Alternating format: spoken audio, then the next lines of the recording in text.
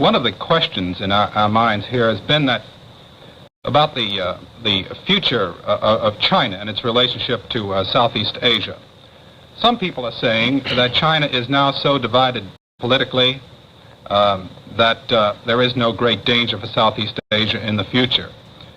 Speaking as a Chinese who understands China, can you make an estimate or a guess as to the future of China? Do you think in the near future it will become again a unified country, a strongly unified country that might represent some kind of a danger to Southeast Asia?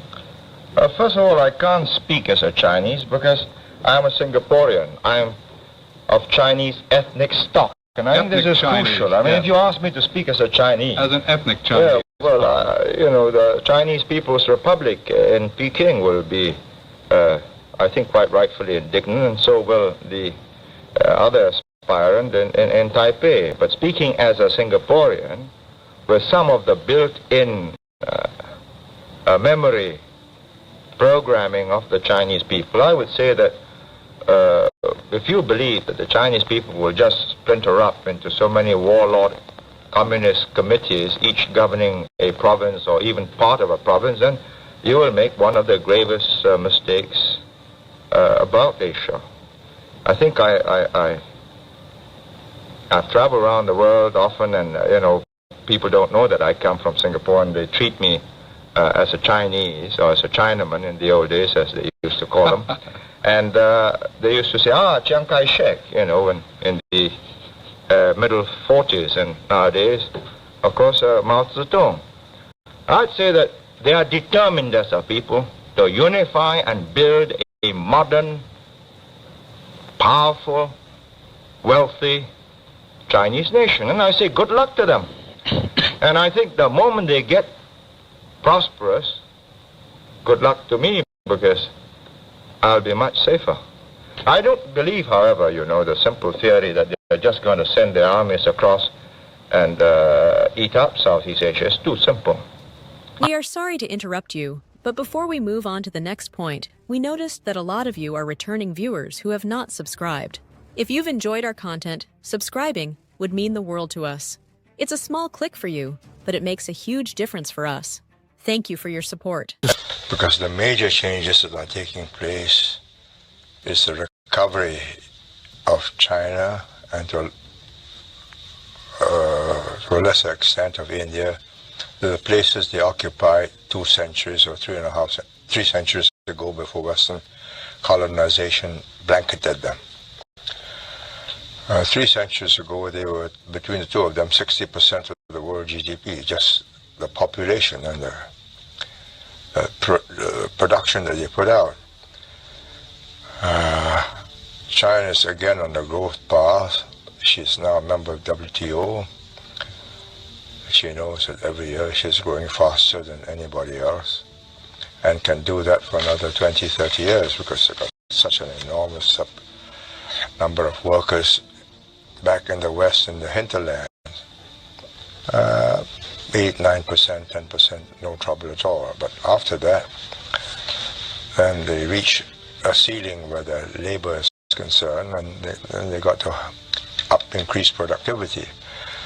But by then, in 30 years, they would have an economy, not per capita, but in total terms, bigger than the USA, which means they've got resources to build up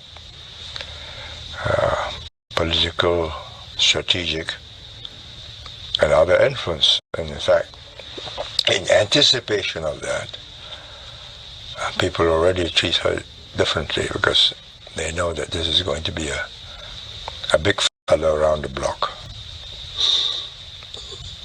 It's a watershed. I mean, the world order that we knew was dominated by the Caucasian peoples. Europe, technology, sailing ships, then aircraft, they conquered the world. Industrialization. Globalization. Well, industrialization first, and then they globalize it. And America is the extension of Europe, with a difference in that she's more embracing of other races. The 20th century was the American century.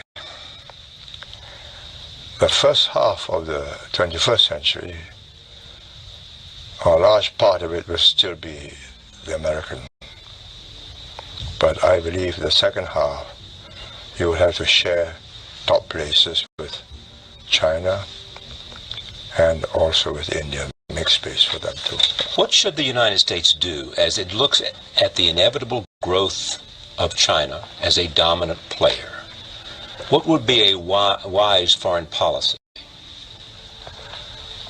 I think... Because you have 2 or 3 decades before it reaches its full strength.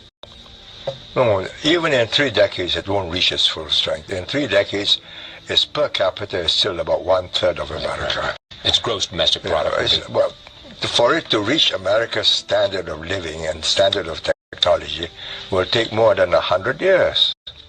So what should the United States do while it has the position it has now? I think make sure that they feel that they are accepted at the top table.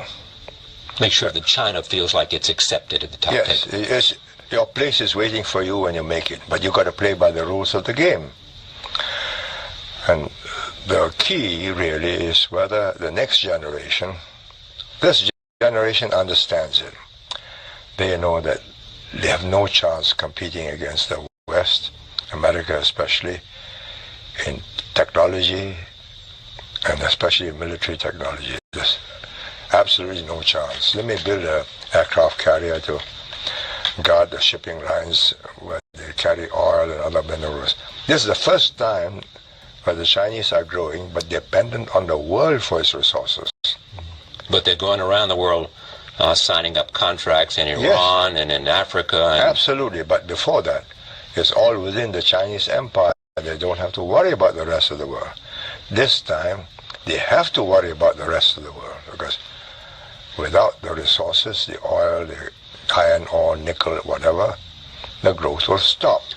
Will they be able to create the domestic demand that's necessary as they find exports reduced? Slowly. But in the meantime, there's keeping the economy going by enormous expenditure on infrastructure in the West. High-speed roads, high-speed railways, airports, telephone lines, bringing water from the south up to the north where it's arid and dry. Huge, enormous mammoth projects. That keeps it going. What do you guys think? What do you guys think about Lee Kuan Yew predictions? Please leave your comment below. We would love to hear from you.